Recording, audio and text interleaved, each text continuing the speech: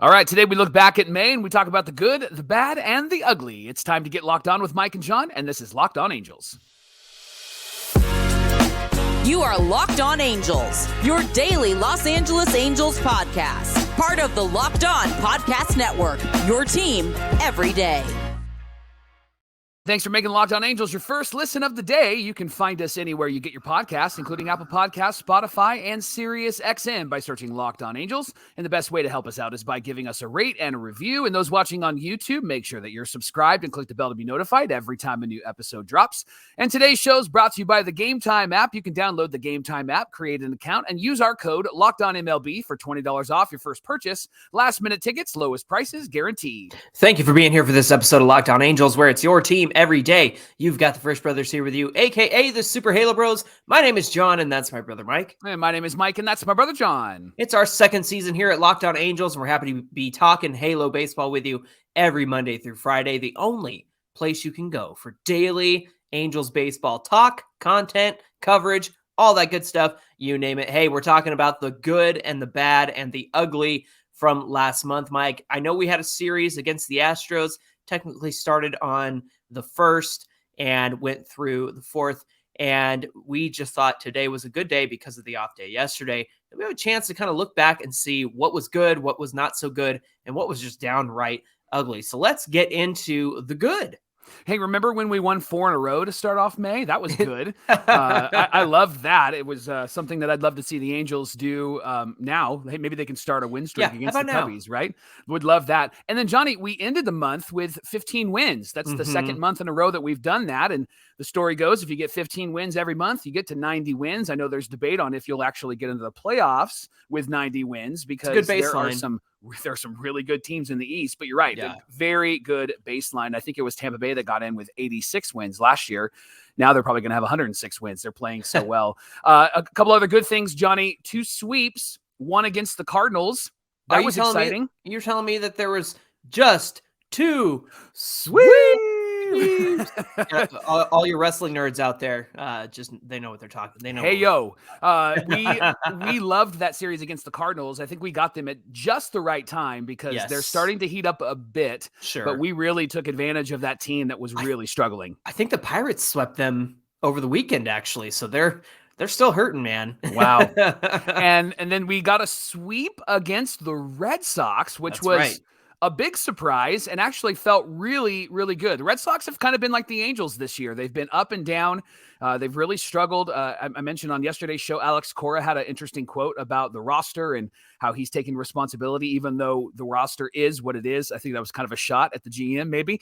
And I think the same can be true. The Angels roster seems to be a bit better, but the same could be true for this Angels team playing like the Red Sox. Johnny, what I loved about that Red Sox series is that our pitching staff was really strong, and our bullpen came in and got shut down innings. They looked really strong as well. And there was a great surprise in that series. Game 1, Jaime Barria's first start of the year, Johnny. Yes, he went 55. He went 5 innings on 64 pitches.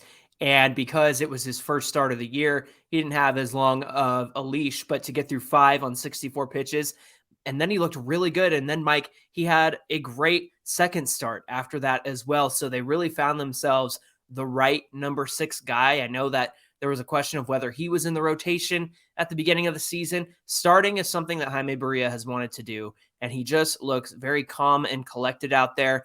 And I was nervous because of his numbers as a reliever. We're not picture perfect. They weren't bad, right? But I was nervous to have him start. And man, he has just done very well in his 2 starts as a starter in the month of May. So that was a nice surprise. And then game 2, another nice surprise, Mike. Griffin Canning, somebody in the rotation. Pitcher in the Angels starting rotation right now. Yeah. I mean, this guy looked fantastic. 7 innings on 5 Ks and really helped keep the Angels in that game. And then, of course, game 3, a strong start from Tyler Anderson, 6 innings of 1 run ball. Tyler Anderson did not have a great start last time out. However, I think that the month of May kind of showed that he was getting back to not the dazzling numbers that he had last year with the Dodgers, but starting to figure out what's effective, what's not, how he can get to hitters. He's not going to blow anybody away. Of course, he doesn't have velocity, but he has the ability to induce soft contact, which we've seen. It's just the matter of mistake pitches on his part. But yeah, those 3 games, an incredible sweep, and it was their first series win against a team over 500 or better in May. That came against the Twins, and then, of course, the Red Sox. So they were riding high after that weekend against the Red Sox. Mike, a big part of that was Mickey Moniak, right? Yeah, he had a great May. Here's his slash line, 327, 340, 694, 4 home runs and 7 RBIs. Had a few games where he led off the game with a home run. There's been a lot of talk about him not playing at all against the Astros. And the interesting thing about that was not that Taylor Ward needed to be out of the lineup, because Ward seems to be heating up. But the interesting thing about that was that it was an early game on Sunday, and so that they would maybe give one of those outfielders a day off and replace him with Moniak. I don't think Moniak needs to sit 4 games in a row. I think Moniak needs to be in there maybe 1 of the 4 games or 2 of the 4 games. I think that he is that good. I think that you have to have him in that lineup and get some at-bats. I think that that's what helps him to keep going. Yeah, it's interesting because our hesitation on having him be the 4th outfielder coming out of spring training when he was red hot and into the season was that he's not going to get a lot of playing time. And that's why Brett Phillips only had a handful of starts before he was DFA'd. Eventually he was assigned to AAA, which is great because he's still in the organization. Great depth, and it's great that he's still with the Bees, and we could use him if anything happens. However, Moniak was able to secure more playing time because Taylor Ward was slumping through the month of May, and now that he is heating up again, there's kind of a battle for that left field starting spot. But you're right. I don't think Moniak should be out 4 games in a row. I honestly think that he needs to be in there and have consistent at bats. And I think that's the best path for him. He's like a 3.5 outfielder rather than a 4th outfielder, if that makes sense. Then, man, when this is a big surprise because we talked about this being ugly in our last episode on the good, the bad, and the ugly in April. And that was Logan O'Hoppe getting injured and having to have shoulder surgery, labrum surgery. And he was replaced with the tandem, essentially, of Matt Thaiss and Chad Wallach. And I was devastated because I was like, well, there goes our catcher. There goes our productivity out of the catcher spot. Mike, how have Wallach and Thaiss done over the last month? John, their numbers are incredible. They've combined to hit 308, 364, 485. What a slash line. A 849 OPS, 22 runs, 20 RBIs, 5 doubles, 6 home runs, 12 walks, and a stolen base. This is probably the biggest surprise of the season so far because these 2 guys have been really incredible. I wonder, John, what would have happened if Logan O'Hoppe hadn't gotten hurt. I wonder what this pitching staff would be like with Logan O'Hoppe as the main guy behind the plate. And I also wonder if Matt Thaiss would be putting up the numbers that Matt Thaiss is putting up right now, because he wouldn't be getting the at-bats and the playing time if O'Hoppe was there. And I wonder if Chad Wallach would even be in the major leagues. So that Logan O'Hoppe injury actually it's been great to see the 2 players fill in for him. But I'm really intrigued by the what if. Like, would our pitching staff have been a little bit better? Would they have been a bit more consistent because of O'Hoppe? Would Thaiss have been who Matty Thaiss is? I mean, he's had some really key hits for us in the last few games. He's had some really boneheaded moves when he had the catcher's interference in Boston, and he had we're going to talk about that. I missed home plate on a double play. And so I wonder what would have happened if you're replacing Logan O'Hoppe with Matt Thaiss in those situations. Yeah, it seems like that O'Hoppe obviously is already a captain behind the dish, right? Yes. And he's so young, and it's his first real full big league season. That was the plan, right? And pitchers love throwing to him. And I think that I got to give credit to the catchers for being able to step up into that role because they've got to learn a new staff, essentially. I know they've worked with these guys before, but just so unexpectedly being thrust into that situation, I think it's important for those guys to really make a connection with the pitchers on the mound. And you see that with like Shohei and Chad Wallach. Like Shohei was really excited to pitch to Logan O'Hoppe, and I think Chad Wallach has stepped in well. very well in that position. Hey, the Angels play the Cubs tonight at 6:38 Pacific time. You can catch every pitch of the Angels hometown broadcast with SiriusXM on the SXM app. Just search Angels. If you see myself or Mike at the game, say hello. We'd love to say hi to you. Hey, coming up on Locked On Angels, Trout isn't walking at his normal career rate. Why is that? And have opposing pitchers figured him out? We're going to get into that discussion as we continue the good, the bad, and the ugly coming up. Locked On Angels is brought to you by the Game Time app. With the Game Time app, buying tickets is fast and easy. Forget planning months in advance. Game Time has deals on tickets right up until the day of the event. You can get exclusive flash deals on tickets for football, basketball, baseball, concerts, comedy, theater, and more. The Game Time guarantee means that you'll get the best price. And on the Game Time app, you can buy tickets in a matter of seconds. 2 taps and you're set. You can see where you're going to be sitting so you know exactly what to expect when you arrive. And you can discover the lowest price guarantee and even get event cancellation protection. Tickets are sent directly to your phone. Don't have to dig through your email. And if you find tickets in the same section and same row for less, Game Time will credit you 110% of the difference. So you can grab tickets without all the stress with the Game Time app. Download the Game Time app right now, create an account, and use our code LOCKEDONMLB for $20 off your first purchase. There are some terms that do apply. Again, create an account and redeem using our code LOCKEDONMLB for $20 off. Download the Game Time app today. Last minute tickets, lowest prices guaranteed. Thanks for making Locked On Angels your first listen of the day. Locked On Everydayers, join us for Fan Mail Friday this Friday. So get your questions in all week long. Let us know it's from the mailbag, and we'll put it in the mailbag. Hey, the Angels are playing the Cubs tonight, 6:38 Pacific time. Let's get a win streak going. They're a little down on their luck, so I think the Angels can take advantage of that. You can catch every pitch of the Angels hometown broadcast with SiriusXM on the SXM app. Just search Angels. Johnny, let's talk about the bad from May. And when we say the bad, we're not saying that these guys are bad. They just didn't do as well as they did in April. And I'm only caveating that because we don't want to get trashed in the comments or on Twitter. Because anytime you talk about Trout or Ohtani, it seems like everybody in the world comes after you. But they had a really tough May. It wasn't their best. So let me talk about Ohtani. You can talk about Trouty.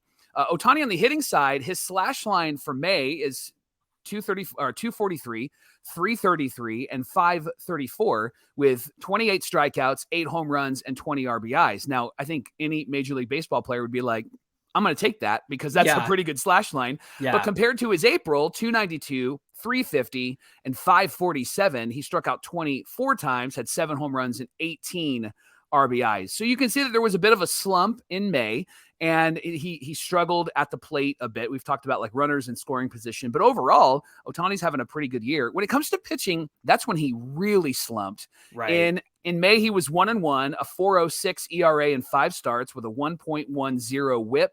Opposing batting average was 205 and 6 home runs. Compare that to April, Johnny, 4-0.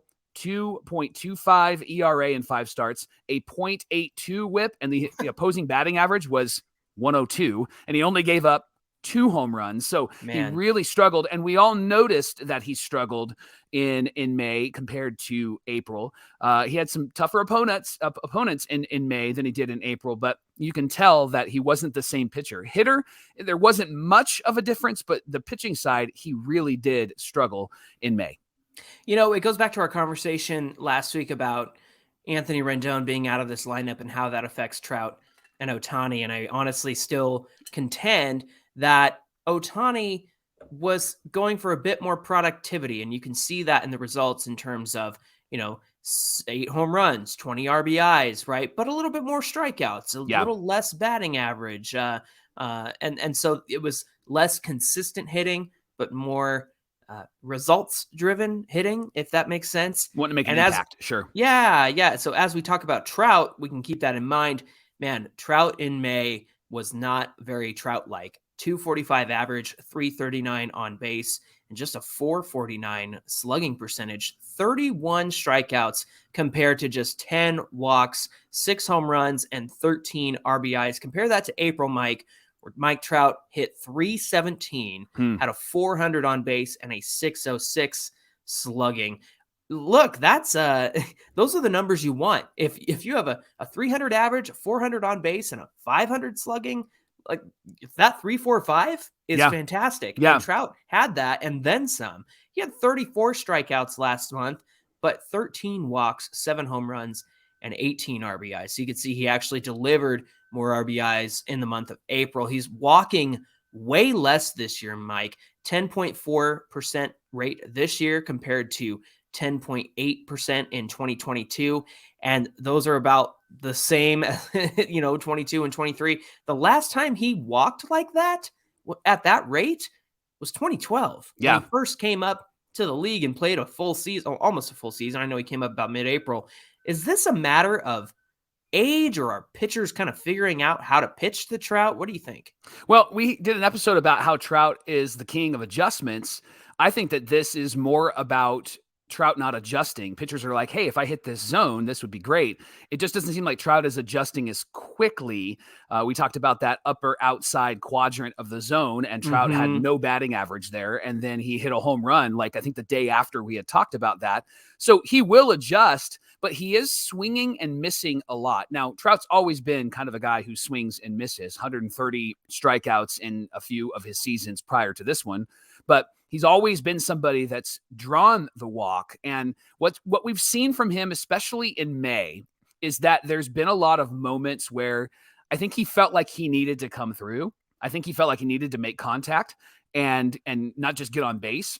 And I think that that's why he was swinging at some really terrible pitches. And the Trouty that we like, the Trouty that we have grown up with and watched him grow up, is the one that draws walks, which is why I contend if they're going to mess with this lineup, Johnny, I think Trout needs to bat leadoff. I think that he actually would be a really great leadoff hitter for this team. Not Shohei. I think Trouty should be there. Put Shohei behind him, and then you can really mess with the lineup in the 3, 4, 5. And you have that opportunity to do that with the way that the lineup is constructed, and that you actually have depth in this lineup. So I think that Mike Trout actually would be better at the top of the lineup. I think it fits more of his gifting because he is somebody with a really great eye. And I would rather see him there than Taylor Ward there, because I think that he actually is a better base runner. I think he's got a better eye, as I mentioned. And I think that he probably would relax a bit more and not feel the pressure of having to come through and knock in the run when Anthony Rendon's not in the lineup. Mike, what's your job as a hitter? Your first job? I'm gonna make contact. I'm gonna swing at good pitches. Good, because here's Mike Trout's percentile rankings. Listen, he's 29th in the league in whiff percentage. Not great. We see that. Yeah. 21st in K percentage. But his job, which is to make contact, 88th percentile in exit velocity, average exit velocity, 94th in max exit velocity, 91 in hard hit, 91 in expected slugging, 80 percentile in expected batting average, 93rd percentile in barrel percentage, 93 percentile in chase rate. So all the indicators of somebody getting older are usually like, hey, they're not hitting the ball like they used to. So the difference here is that Trout's just getting fooled, and he's not having a good eye right now.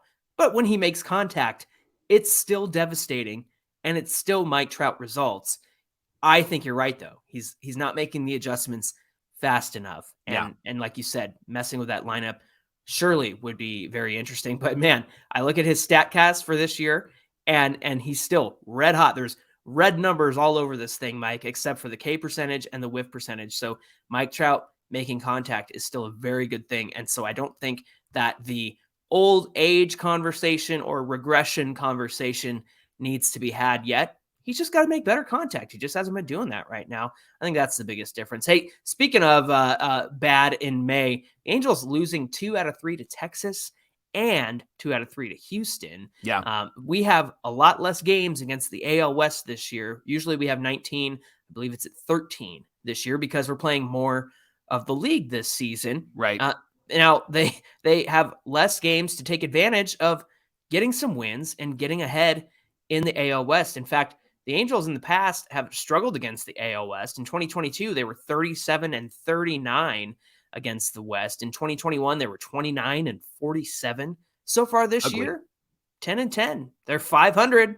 I think a lot of that has to do with beating up on the A's and taking 2 out of 3 from Seattle. Those kind of really saved us.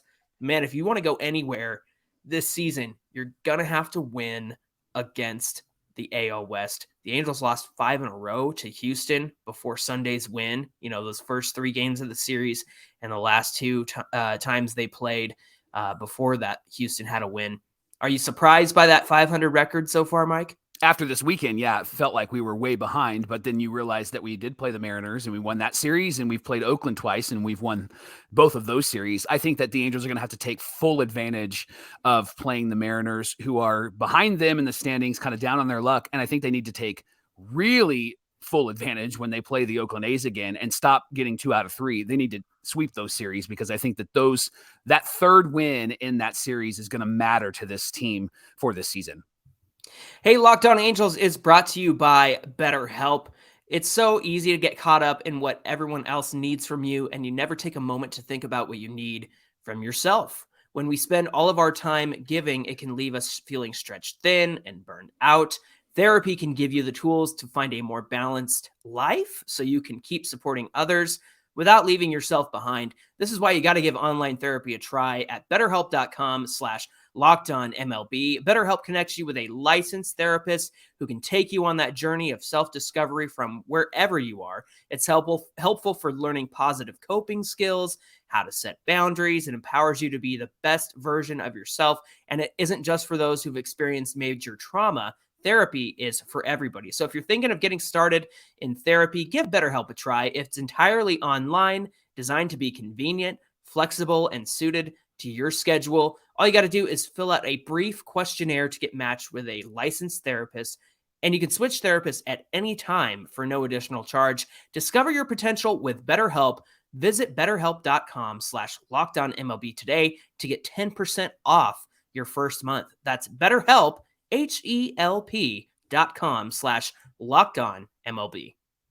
Let's talk about the ugly in May, and let's talk about that series against the Marlins where we got swept. Unfortunately, we have to talk about it. It was really ugly. The biggest moment, I think the ugliest moment in that series, Johnny, was game 2, 10th inning, where Theis missed home plate on a double play, and it cost the Angels 3 more runs. Mm-hmm. It was a game we were in. We came back. I think it was that Gio when he did the golf swing to hit the home run. And I mean, we were in that game. And then in that moment, the Manfred runner was the only runner that actually scored. So it was 5-4. But then Theis misses home plate, throws to first. They do a replay. They say he didn't touch the plate. And so then they get 3 more runs. Jaime Barria was actually in that game as well and pitched well, but they just kind of fell apart because they didn't get that double play at the end of the 10th inning. And unfortunately, the Angels got the 5th run in the bottom of the 10th inning, so it would have been another tie ball game and maybe have an opportunity to win that game in the 10th. But that was really an ugly series and an ugly game. And then it got even uglier the next day because game 3, they got shut out by the Randy Johnson version of the Marlins pitcher. That guy, I think it was 6'9". I mean, that guy was huge. Yeah, Yuri Perez. So good. What an arm on that guy. So good. And so it was 2-0. But again, here's the narrative. Stop me if you've heard this before. They were 0 for 7 with runners in scoring position in this series, Johnny. Yeah, just a huge disappointment in that series to lose to the Marlins, who they didn't really have a lot of momentum coming in. They have great pitching, Mike. They have a great pitching staff.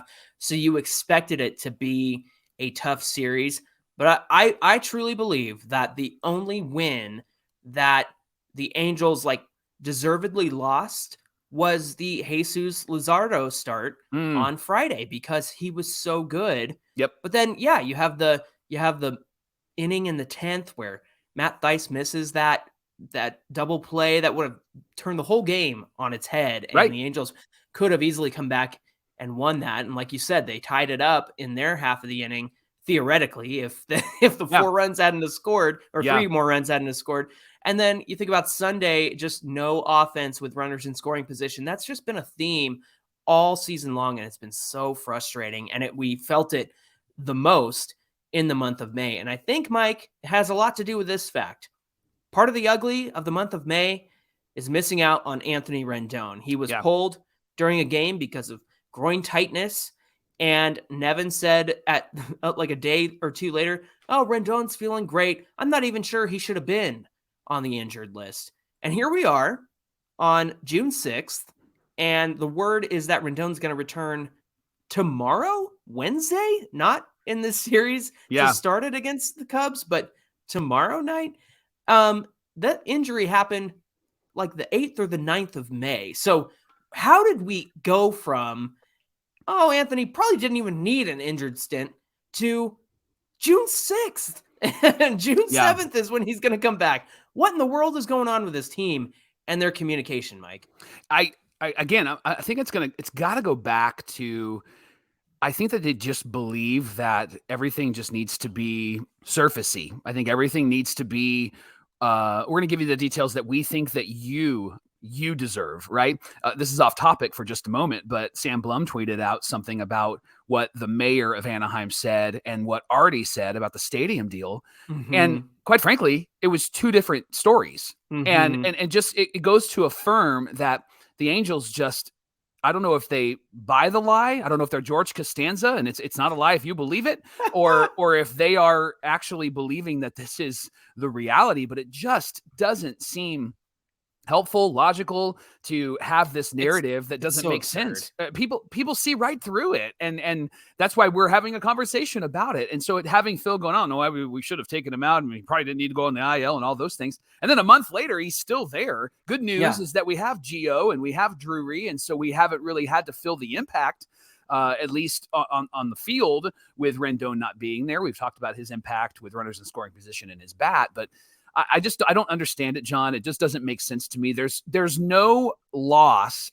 in being honest about where Rendon is or where the situation is. I mean, fans are going to say negative things about Rendon, whether you tell the truth or not. And so you just say like, hey, homie needs some time to heal, a bit older. And we're going to give him the time because we have depth. I mean, there's the narrative right there. That's there's the press conference. We have the depth. We're going to give him some time because we need him in August. We need him in September. We need him in October.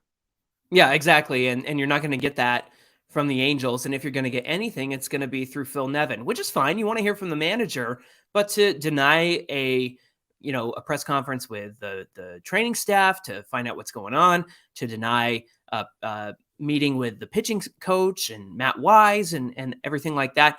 It's just so frustrating. Yeah. And like you said, they try to paint this picture of everything's fine and dandy, and it's not.